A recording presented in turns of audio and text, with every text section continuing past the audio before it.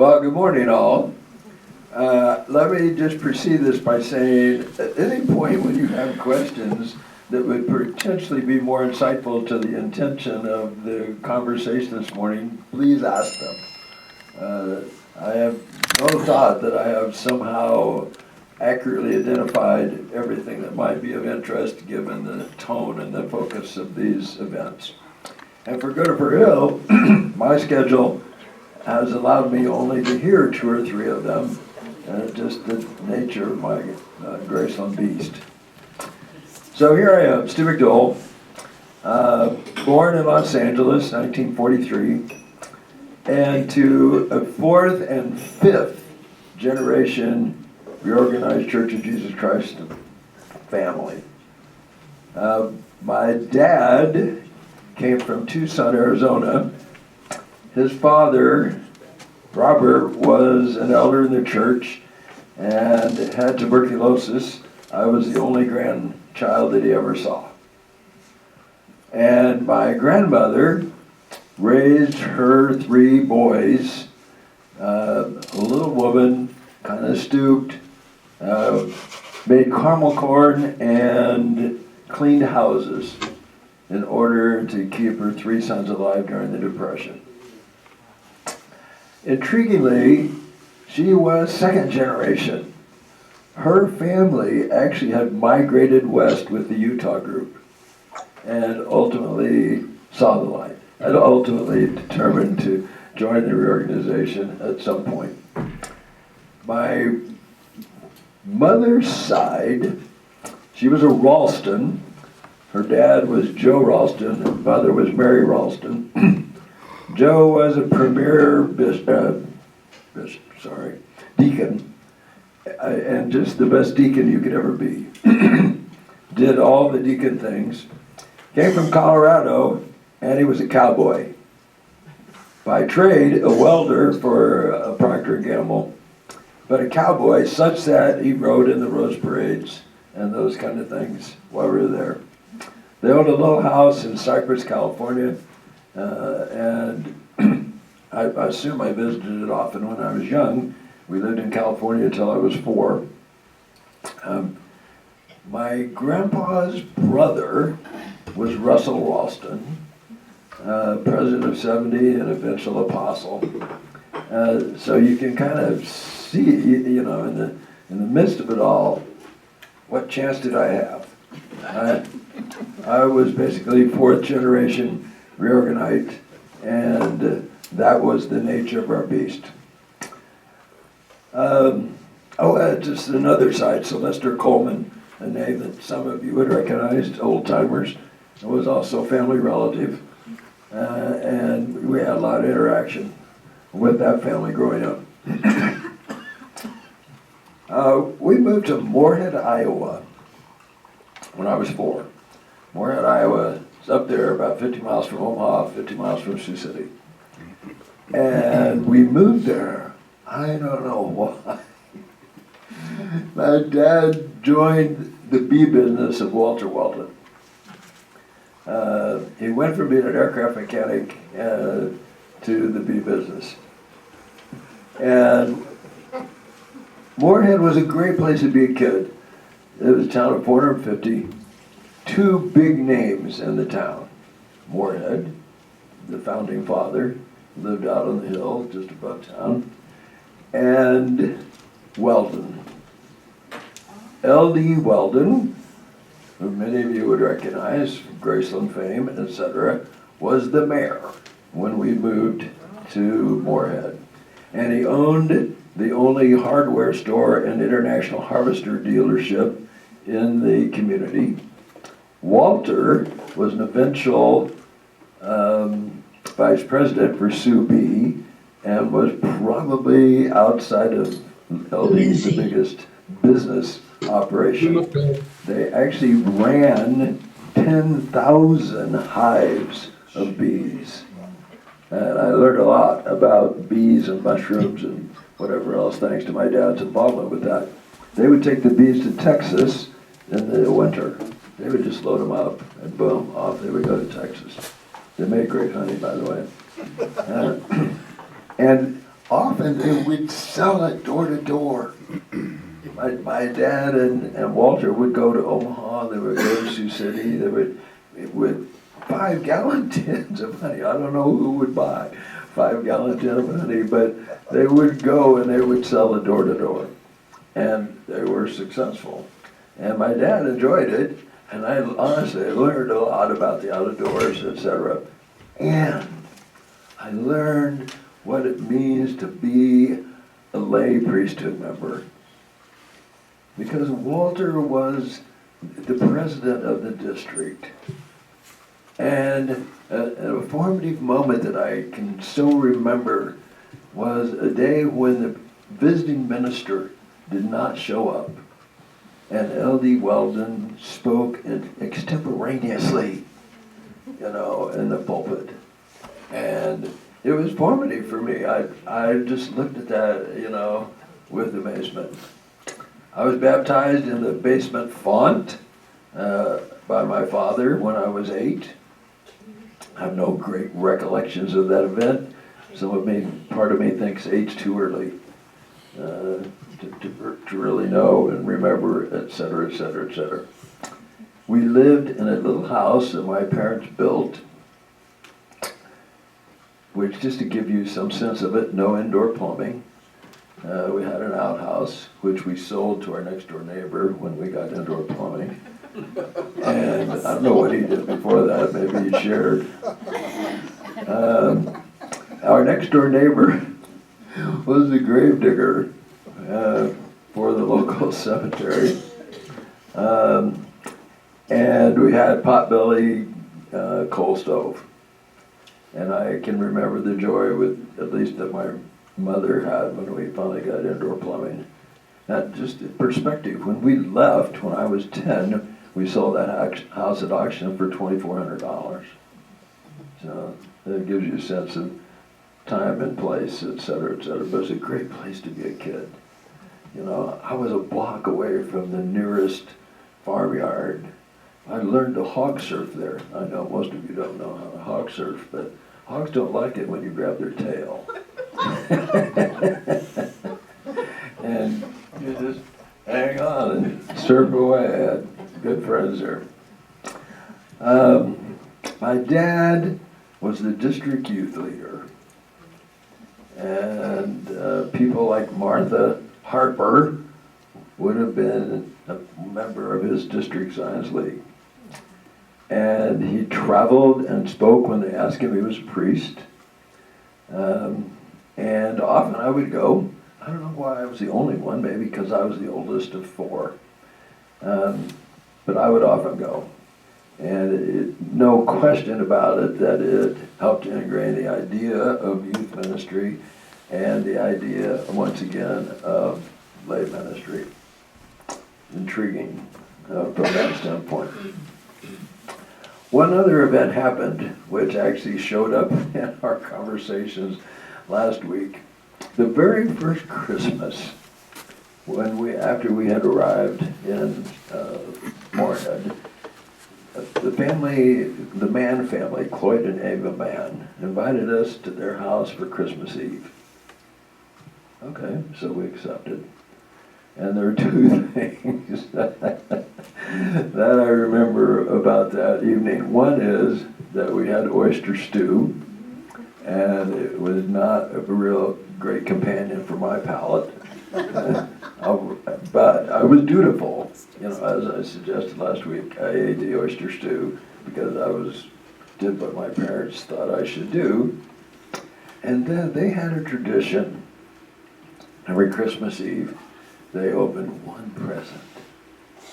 And true to form, they gathered around their tree and they started to open one present. And miraculously, there were presents there for me and my 3 siblings, my mom and my dad.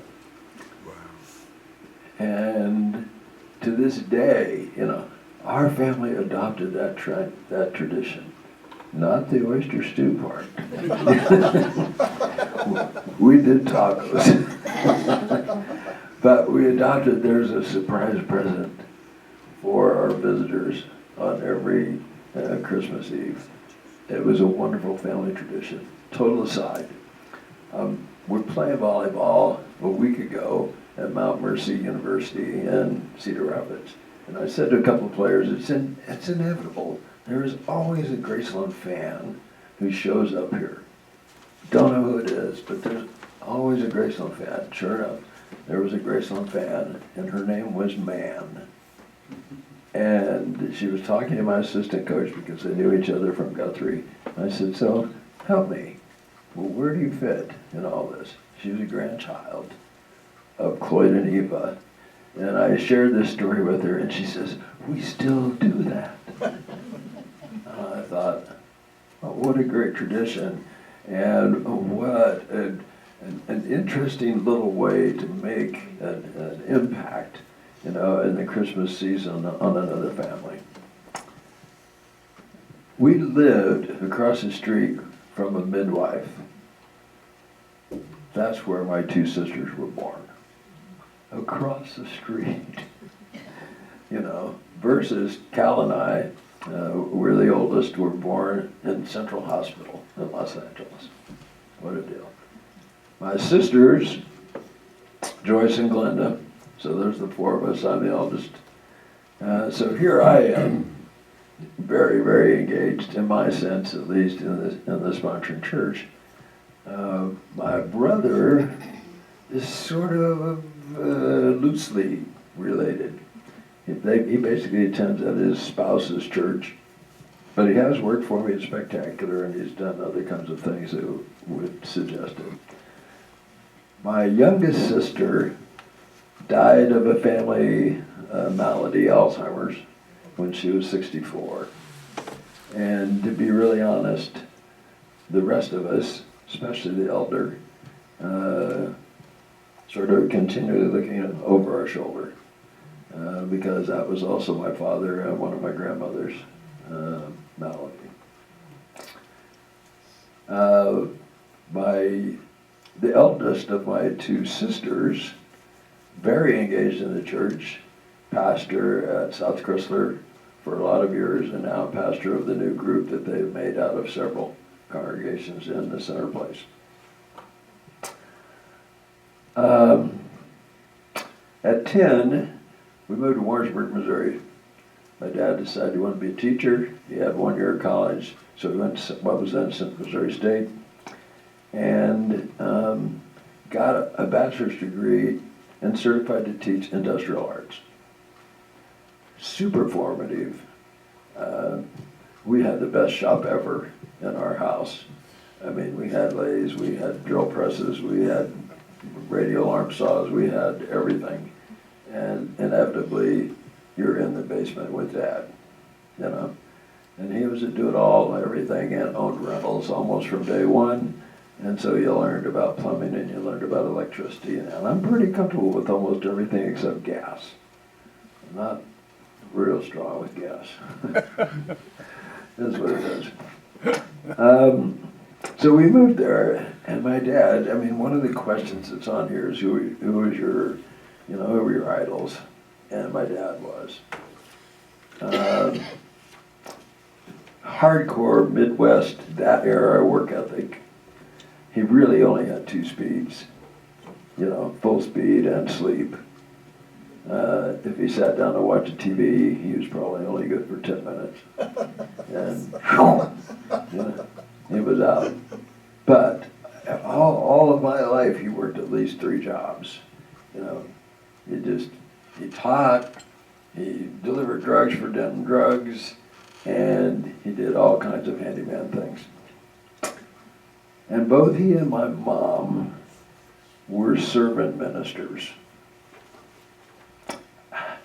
I think every widow in any kill where we lived once we moved to Independence thought that he was the surrogate husband they wished they had because he knew how to do all these things, and he would. Nature of the beast. So while we were in Warrensburg, my dad went to school full-time, straight A's. He worked full-time for the university in one of their repair shops, and he built a new house. Why would you do that? But it was a telling experience for me. I have a work ethic that kind of fits that model, and I'm stuck with it. Much to Patty's chagrin, but the nature of that beast. So I joined scouting, pivotal moment. Scouting was at the time the church's youth program for young men, and I joined scouting. Eventually an Eagle Scout, scout camps, member of the tribe of Mickasay, which is equivalent of Order of the Arrow in that particular district, and great experiences with the male figures who were leading scouts in both of the congregations where I participated. Just literally a super formative experience for me. And later, it was one of the things that just made me think that we had to be careful with who our leaders were in our scouting movement, because they were setting such critical examples for the young people that they were having a chance to be able to interact with. My mom helped with Skylark and Orioles, which was the church's girls program at the time, and she worked full-time as a cook in one of the dorms. So I don't know how they did this, because my mom was gone in the morning, so Dad was responsible for getting us up to school, getting us up breakfast, etc. And then my dad worked till 10 at night. And so then it was Mom's time. And we built a house. It's a weird thing. I saw my first volleyball. I know you wondered when this would show up. When I was 12. And this was in Warrensburg. And it was on an outdoor asphalt court, pretty close to one of the parks. And it was a Central Missouri Stake congregational volleyball league. It was church league volleyball. And people like, some of you remember Dick Hughes, Dick Self, Bud Sheehy, they all played. And these were people who were going to Central Missouri and were involved in the Liahona group there. And I'm watching this. The first people that I can remember who could really hammer the ball spike were two farmers who played in coveralls. And who could jump, who could hammer the ball. But I liked it. I played baseball, I did basketball, I did whatever, but I liked volleyball. At 13, my family gathered. That was the term then. At 13, my family gathered to independence. And I honestly think during the heyday of the reorganization and the independence community, there were 50,000 members of the church in the Kansas City area at that time. And congregational ministry was the norm. I lived a half a block from Enoch Hill Church, and most of the people who came to church really didn't have to drive because they lived close enough to be there. The churchyard was our play yard. That's where we played baseball, that's where we played football. They put up a volleyball court, that's where we played volleyball. It was our playground. And my dad taught for 30 plus years at North Kansas City High School, a rival school. I went to William Crispin in Independence. My sisters both went to Truman. And my mom worked in the statistics department at the auditorium. And for good or for ill, if there was a camp that needed cooks, Mom and Dad. If there was a retreat that needed cooks, Mom and Dad. If they needed to cook at the Stake Center, boom, Mom and Dad. That's what they did. And again, the major volunteer ethic that they represent. My mom somehow got into baking cakes. She took a class when we were in Moorhead, and she learned how to make cakes, wedding cakes and whatever else. But she had this thing where she and another friend, Mrs. Whitehead, would make Easter egg cakes. And they would do them for months ahead. They would bake the cakes, put them in the freezer, and then get them out, frost them, and whatever else. And they sold these cakes, at Easter time. And she made enough money, the two of them made enough money, that when the purple hymnals came out, if you remember those, they paid for the entire congregation's supply of purple hymnals with their Easter egg receipts, which, like, wow, okay. We went to church if it was open. We literally did not. I went to every Wednesday night prayer service. We had Sunday morning early prayer service, followed by pre-worship, followed by church school, and on and on and on. If it was open, we were there.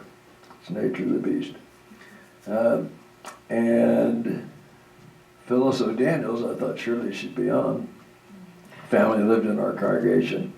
And guys like her dad, Joe, again, were formative. If it's a prayer meeting, Joe would pray. And you pretty much knew what the prayer would go, and you knew it would be short. It's just interesting because of all the relationships were there. And he was this staid, serious elder, and then he would break form. We did a lot of social things with the Sandage family, and we learned games that no one knows now. We played spoons, and we played, we played games that it would take an old timer to remember, and we would play I Doubt It, and we would play whatever else. And Joe would kill you because all of a sudden, totally out of character, he would do something he had apparently been plotting for the whole evening, and then serious. I can remember having been called to an elder that the very first time I was asked to share in an administration, Joe was my partner, and we went into the pastor's study, and I put a little dab of oil on my finger and put it on the anointing, and Joe said, "No, put some oil on her head." Grabbed the oil, put some oil on her head, and I said, "Okay, go." I mean, I've never done this before. He's the veteran, and so clearly I yielded to his suggestion, at least at that point. So scouting was important, but Science League was amazing. We had a Science League with perhaps 20, maybe 25 members, and the stake at the time, 19 congregations in Center Stake at the time, all had functional Science Leagues, all. We met no less often than twice a week. Science League was our equivalent of school activities almost in the center place at the time. And our Science League leader lived across the street from the church, and after Sunday night church, it was popcorn and rhythms. Bum, bum, bum, bum. Rhythms games. We would play for hours, literally. And what's the key to it? Social recreation. The key was the people. And some of my best friends ever, come from that time. Well, among other things, the church was running a recreational program outdoors on the temple lot in an area where you may know it as the campus.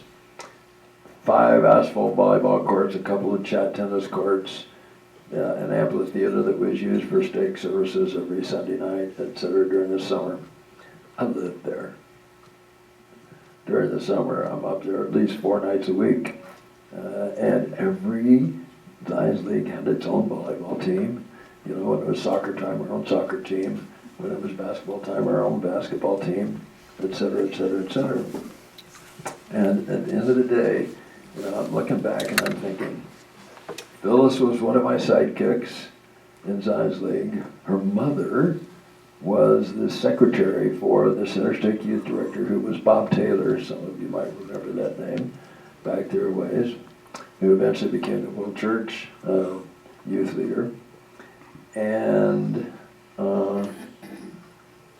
the church was our core, 100%. I never went to a high school prom because the church would program against it. I mean, there would be a church alternative on the prom night. Dancing was still not a thing with the sponsoring church, and so if there was something big at the school, there was something big that the church would make available as an alternative. And I came to Graceland with 180 of their young people from the Kansas City metropolitan area, most of whom I knew. Different world. I mean, just a different world. So I got to only one senior high camp.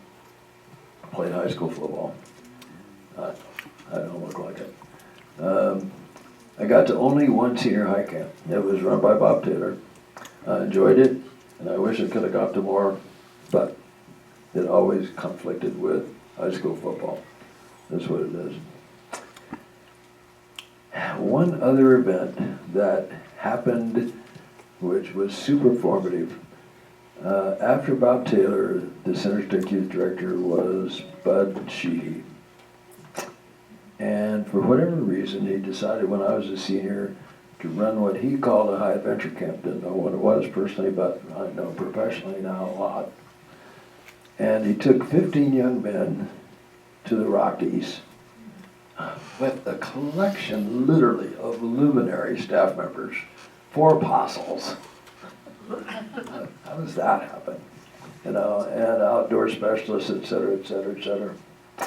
And I learned a couple of things that just have been formative in my ministerial life since then, and that was, you don't have to be in church every day to accomplish the objectives that youth ministry and family ministry represent.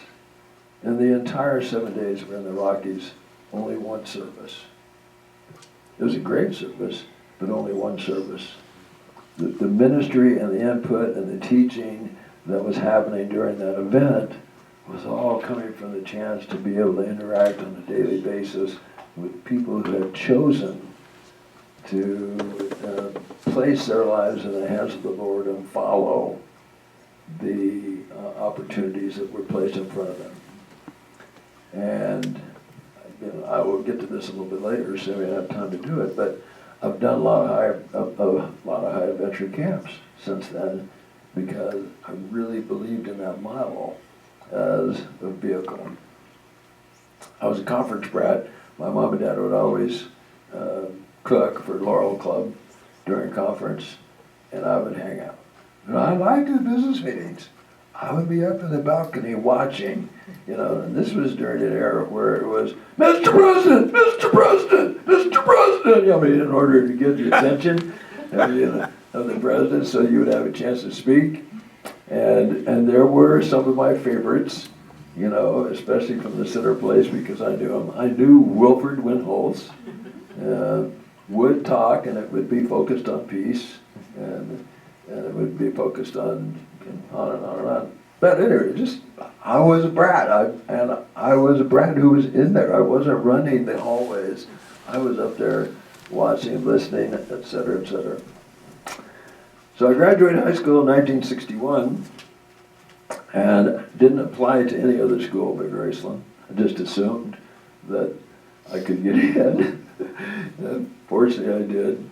And so I came to Graceland. And 100% honest, pretty much all of my best friends in the world have crossed my path at Graceland. Pretty much all of them.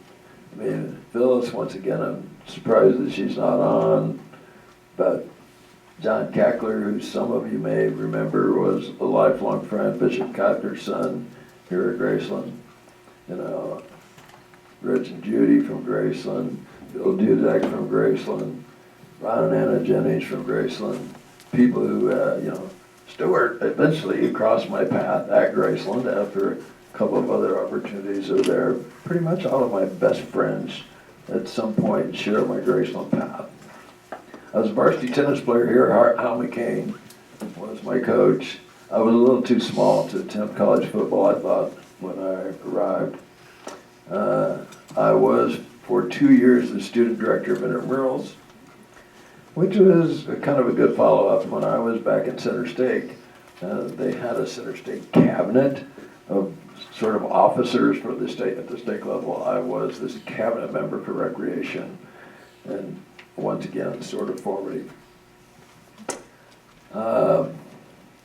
The campus activities were way different at that time in terms of church activities, and I was like totally involved. And for whatever reason, my good fortune, when I was a freshman, Bud Sheehy was still the Center Stick Youth Director, and he asked me if I would consider being the administrator for the campus, those 5 volleyball courts, the softball diamond, the tennis courts, etc. And I said yes. And that became my summer job for the next 7 years, completely through graduate school. And super formative in terms of my sense of the relative benefit of recreation, social engagement, etc., in the lives of the young people as they were emerging through the church programs at that time.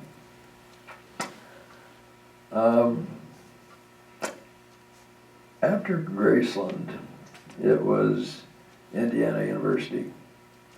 The only reason I went to Indiana University was because of one of my Graceland friends, John Cackler.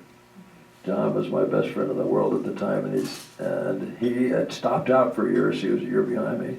And I said, John, where are you going to grad school? Because I just assumed I'd go to grad school. And he said, I'm going to Indiana University. They got the best program in the world for what I want to do. I said, well, I wonder if they have a program in recreation and leisure services. I checked top 3 in the country. And I was fortunate enough to get a grad assistantship. And so I went to Indiana with the idea of getting a master's, which was the 3-semester deal. And I was there, and I was a grad assistant, and I knew all the faculty. I was doing well academically, and I thought, I wonder if they'd let me in their doctoral program. And they did, and so I stayed for another year and a half and did all my coursework for a doctorate at Indiana while I was there. The worship world of Indiana was way different. No congregation in Bloomington. The closest congregation was about 18 miles away south in Bedford, Indiana. If you've watched any movies about Indiana, you know about Bedford. It's limestone country. And so we went to church there, and we met in an old union hall, which we rented, and the local congregants relied heavily on the student population for both leadership and ministry. I had no sooner arrived than I was tasked with scheduling all of the formal ministry for the congregation. I scheduled the speakers, I scheduled this and that and whatever else. And it was a small group, primarily 4 or 5 families there, and then the student groups. But the student groups were great. I mean, I was there, eventually John Cackler was there, Phyllis was there, Rick and Kate Bunch were there, Dan Hatton was there during the summers, Joni and Steve Smith were there. I mean, good people, without question. But you kind of rotated through. You spoke about once every month. As a student, you spoke about once every month. And the local families were very tolerant of us. And George Brenniger, one of my models, owned an equivalent of a Walmart. And he was so generous. I'm sure the congregation lived on the back of his pocketbook. And he would invite you to come to the store, and he wouldn't let you pay for anything, you know. And he was, I mean, when Patty got married and I got married, he gave us one of our biggest wedding gifts, you know. And you just think back, you know, George Brenniger is one of my models, you know.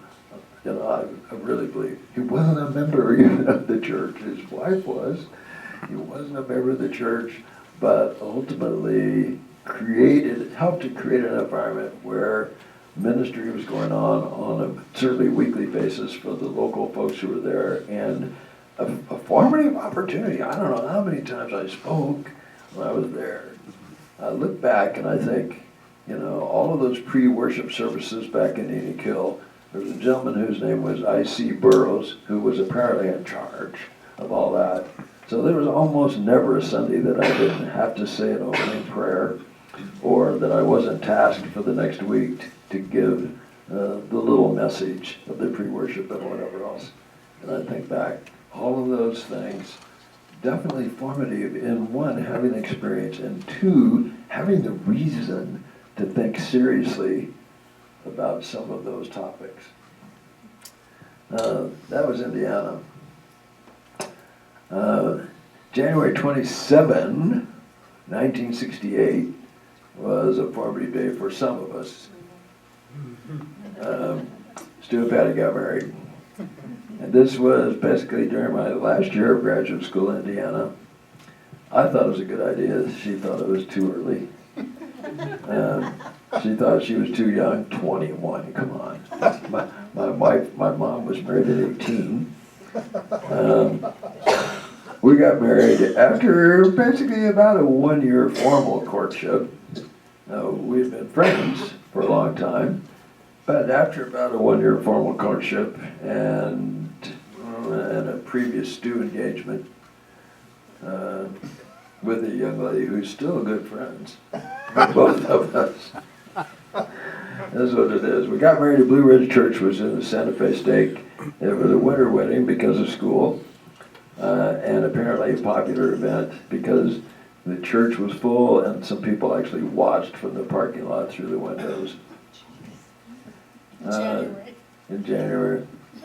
Notable for two reasons, because the night before the wedding, she was actually called by a former beau who was in town, who had flown to town to just see if there might be some possibility that she would reconsider. Wow. And fortunately, reconsideration was not in the picture. And that day, as we walked, getting ready to walk down the aisle, of course I got this secondhand from my spouse, but she tells me that her dad says to her as they're about to head down the aisle, "Are you sure you want to go through with this?"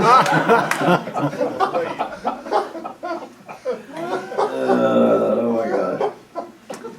My good friend John Cackler, whose name you have heard sparse through clear back to Independence, to Graceland, and to Indiana, was our officiating minister. He had no choice.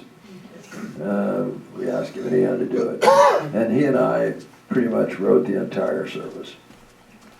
To this day, I have an infatuation with weddings as a special vehicle for ministry. So she came, we enjoyed Indiana, graduated, and ABD, which for some of you is, I mean, I see Benita cringing with me. It's all but dissertation. All the coursework is done, but the doctorate requires you write a book that has to be based on research, et cetera, et cetera, et cetera. And we were married and we needed a source of income, et cetera, and for whatever reason, Center Stake reached out to me and said, "Would you come back here and be Center Stake Youth Director?" And so now I became the Bob Taylor, the Bud Sheehy, et cetera, Center Stake Youth Director. And so we took that, and we came back to Independence, and we rented a small apartment in the Eak Hill area, and worshiped locally, and became a formal ministry who was paid to do this. Different world. And made an impact. I'm not sure how other people would view it, but I suppose I would have been considered liberal by some, conservative by others. But there was a pre-restoration movement in the Center Stake at the time, and they had a vehicle, a publication called Zion's Warning.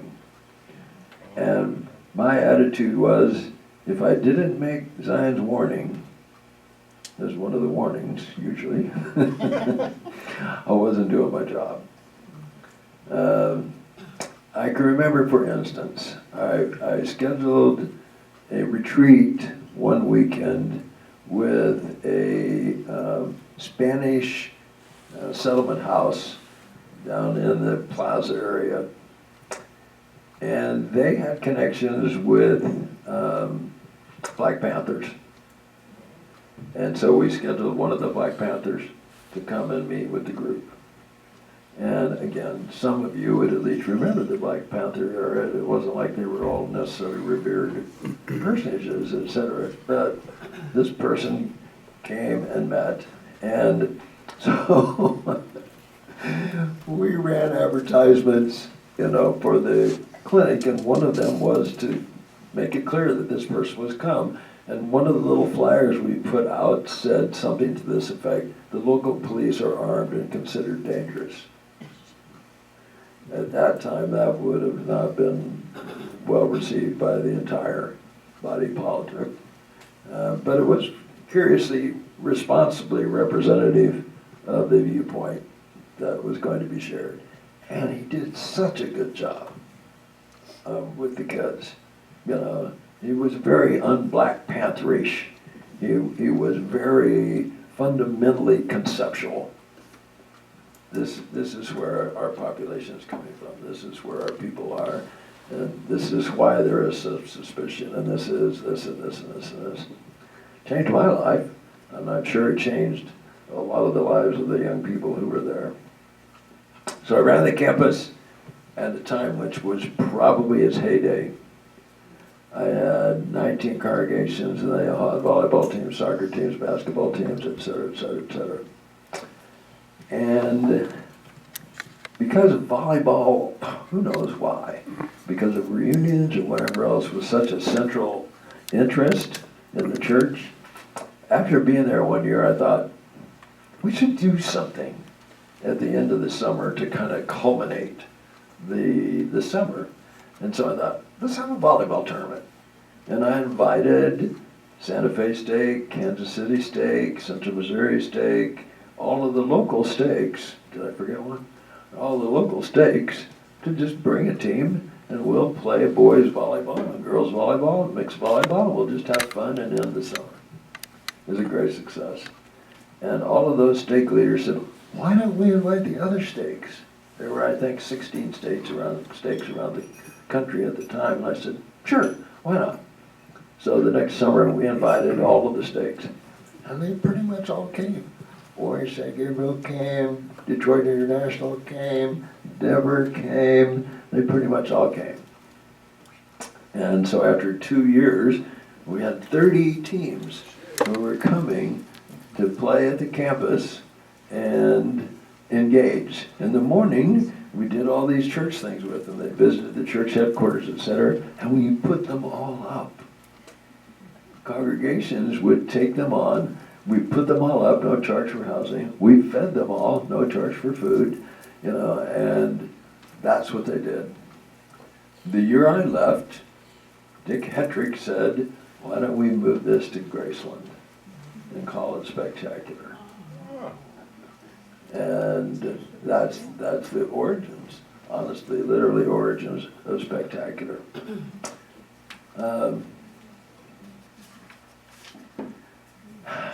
Camps were one of my special things. I was a recreation major. I took courses in camps from revered leaders, from people who wrote the books. I came to Center State, and one of the very first jobs I had, they had no director for their senior high camp that summer, and I didn't get the job till June, and camp was in August, and I ended up being the camp director. So I ran the camp that the church materials suggested. I ran that camp. And it was an okay camp. And when you ran a camp in those days for Center State, we were talking 180 kids. That takes a lot of staff, that takes a lot of organization, et cetera, et cetera, et cetera. I survived. But I walked away from that camp and I looked at it and I said, as good as I thought it was, this was the same camp I went to 10 years before. And I thought, why is that? And that's because the camp I went to was run by Bob Taylor, and he was the World Church Youth Director, and he wrote the materials. And so I made a resolution, this was from my educational background.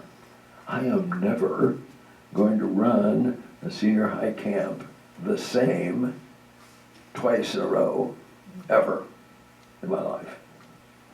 And I stuck to that, to some people's frustration, but nonetheless, we stuck to that. The second one was that my experience with high adventure camping with Bud Sheehy was such that I thought it would be unfortunate if we did not make high adventure opportunities available to these kids. And so we evolved a system where I had 3 high adventure camps every summer, and one of them to the Boundary Waters, which was my pet.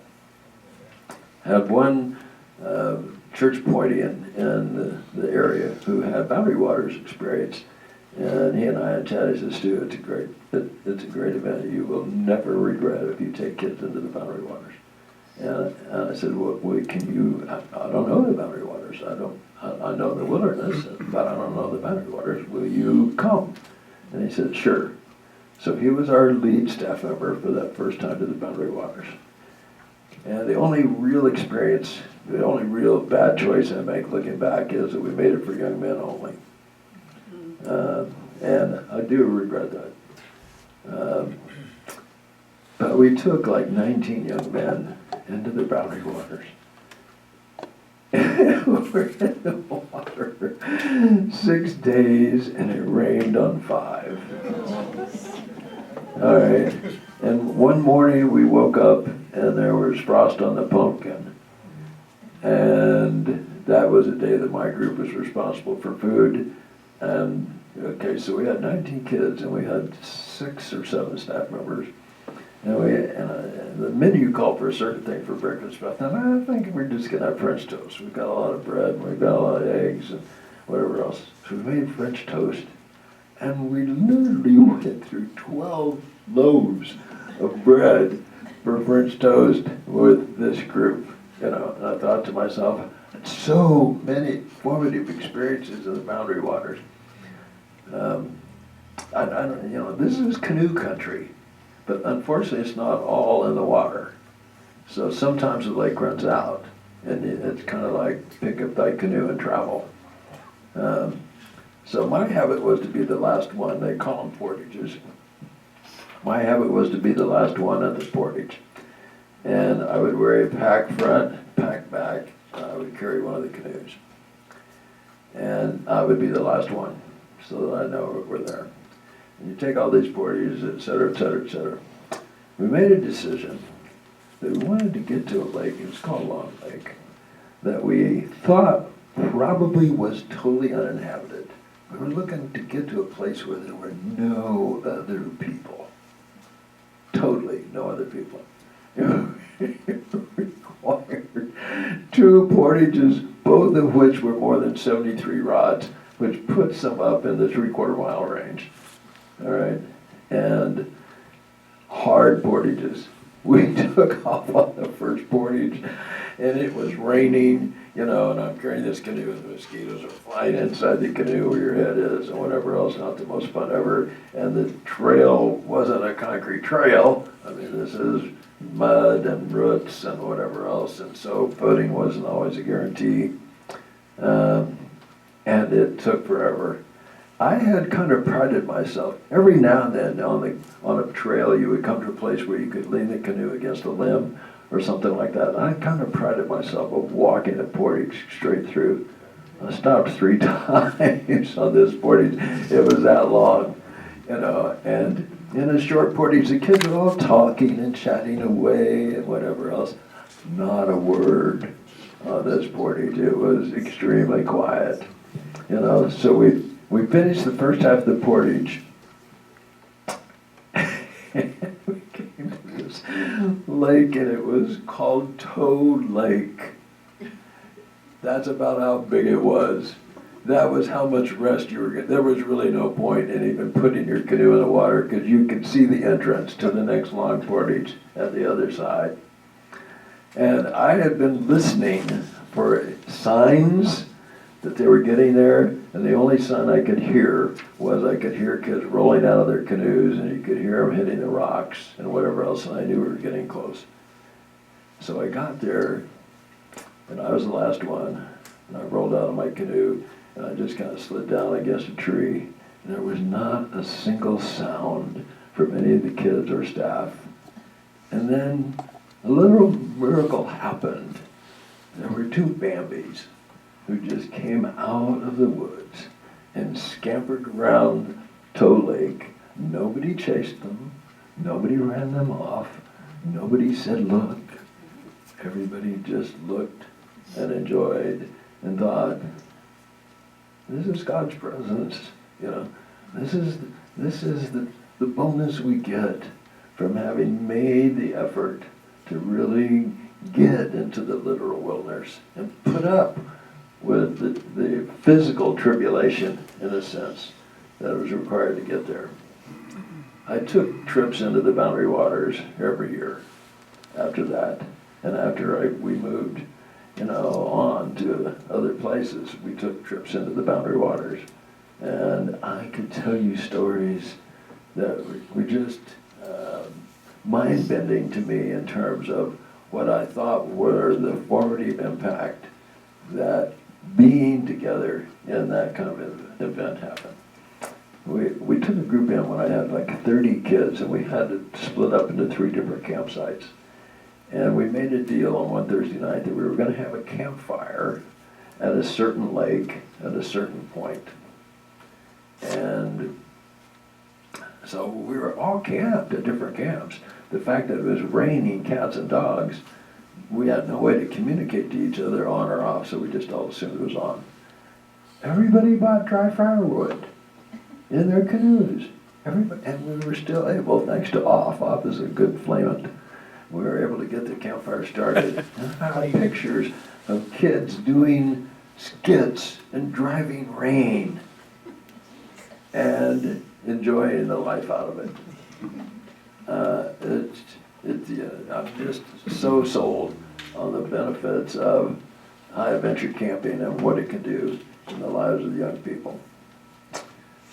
So I'm working for the church, so what does my wife do? She decides to go back to Graceland and finish her degree. Physically, she goes back to Graceland, lives in the residence halls, you know, and went back to Graceland in order to finish her degree.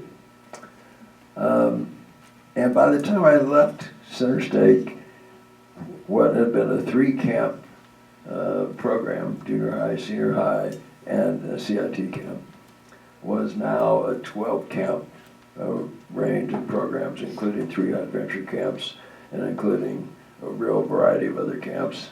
And I just felt like, whoa, this was a special contribution to have been able to make to the development of the young people in our congregations. When was this all going on? We were in Center Stake from 1968 to 72, 71. Yeah. And like I say, it really was a heyday time for the gathering and independence. Well, what am I up against? Have I got 3 minutes? You do. Okay. We'll stretch it a little bit because this is so good, because we want some questions to be answered by you. All right. So we ultimately moved to Macomb, Illinois, and I taught at Western Illinois University in 1971. Is that what you're saying? 1971. And we moved because of my doctorate.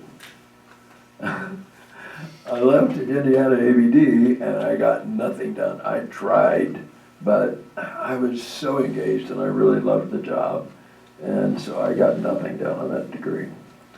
So Rick Bunch was the chairman of the Department of Recreation and Park Service at Western Illinois. He called me up and said, Stu, you ought to come here and teach, and we'll make sure you have time to finish your doctorate. And I said, I don't think so. I really like this, Rick. So for 3 months, I tried to isolate Wednesdays as a time, because you don't have no weekends when you're in church work.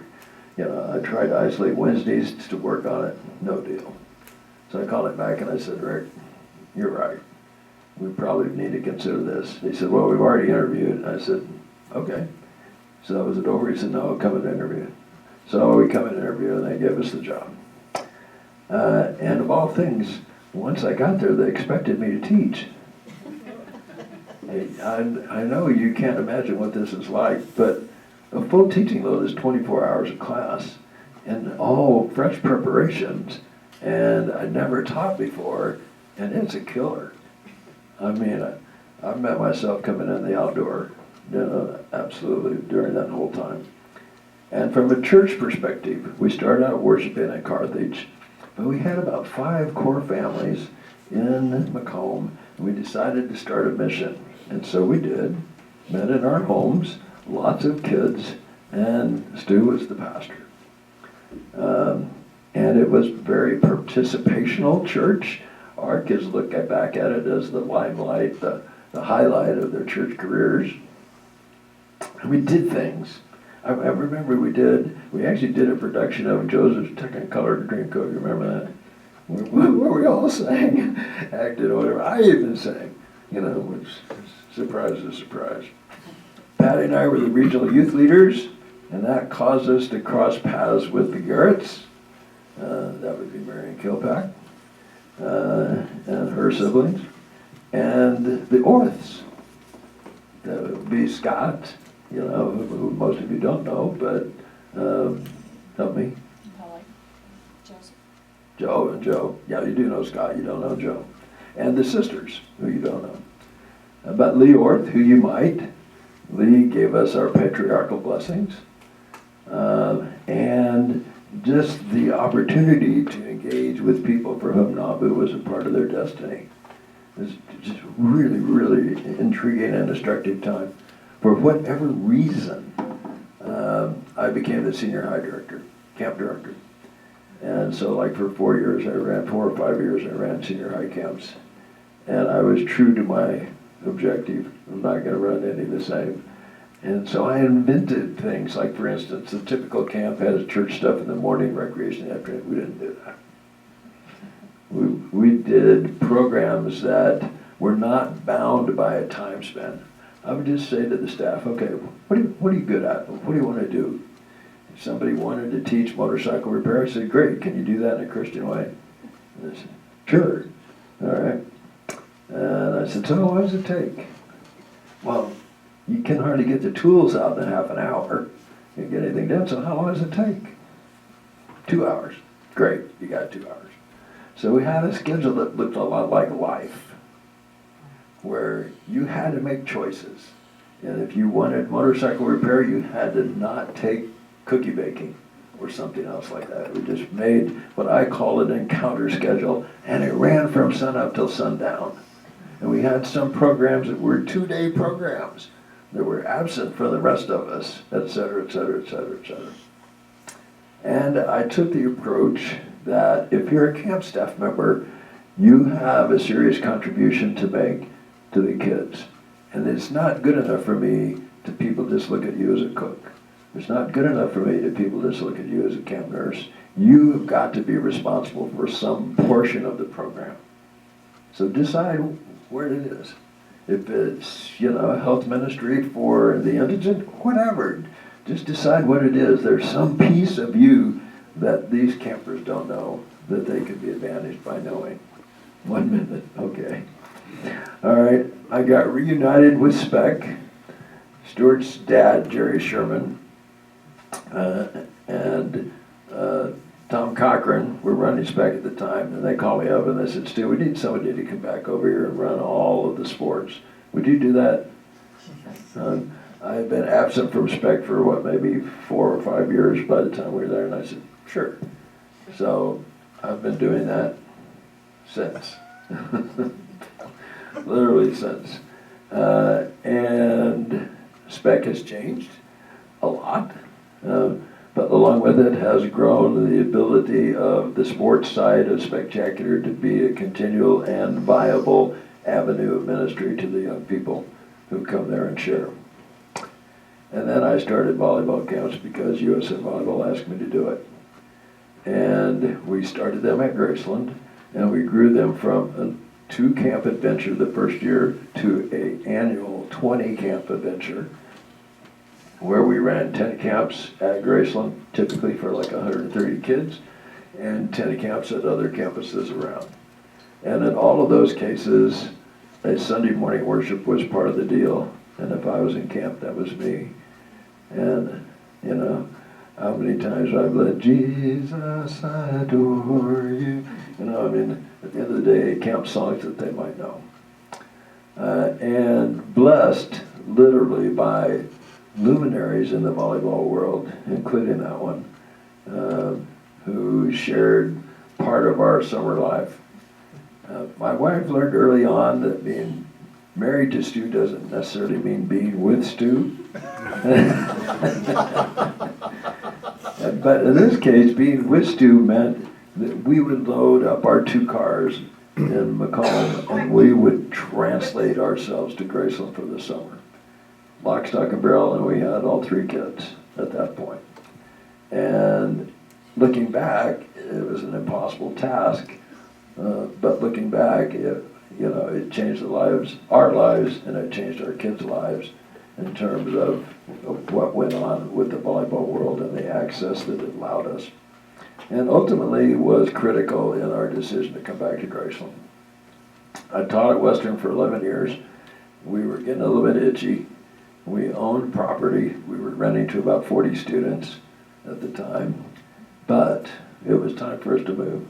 So I was looking at full-time employment with volleyball, had that opportunity. I was looking at full-time employment with the church, because I thought maybe appointment.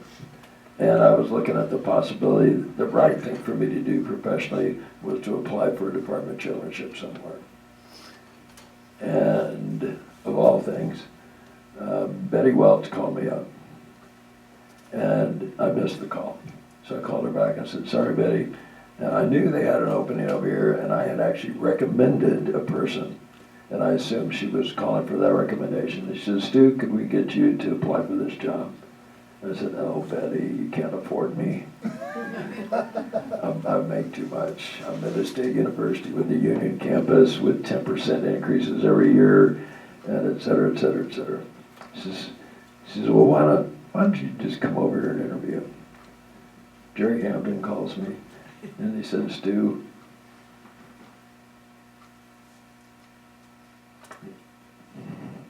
you've been preparing your whole life for this job.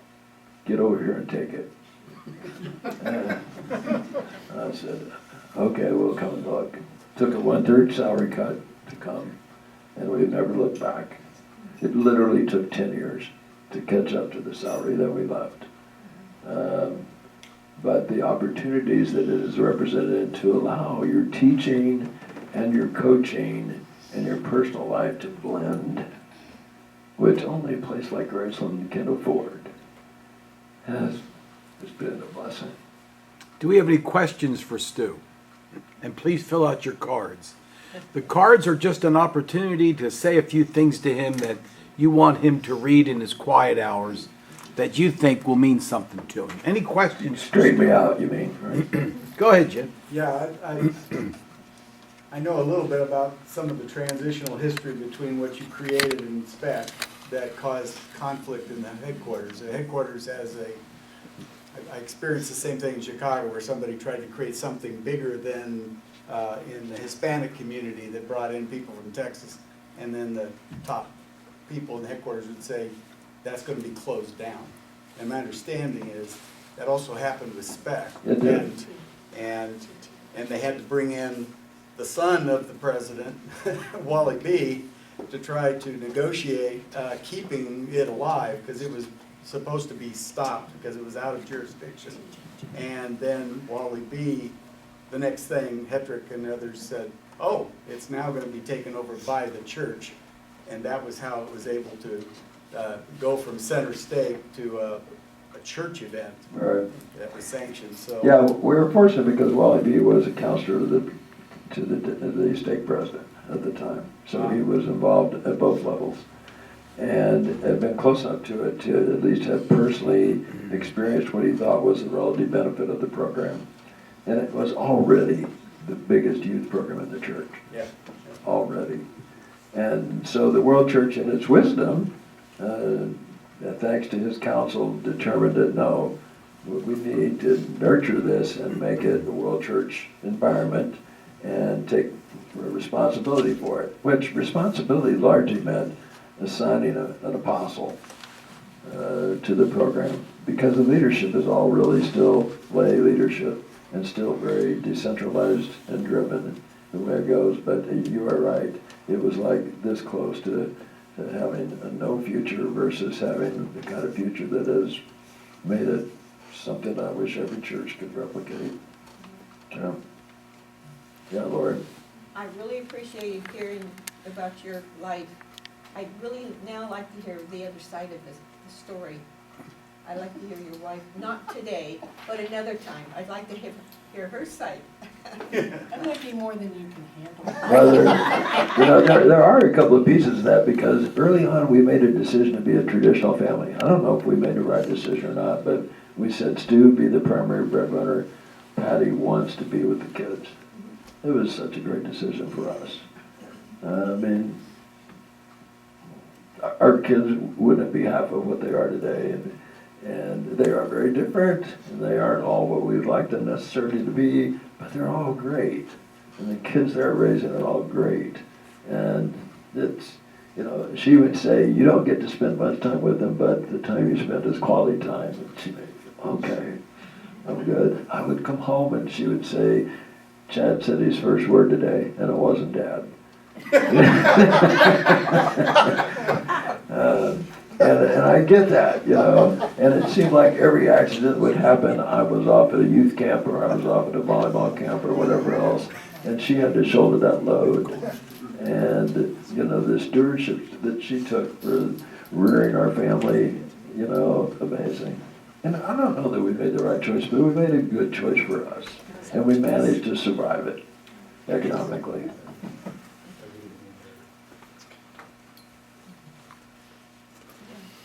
Question free. I didn't do that good a job. It's great. Thank you.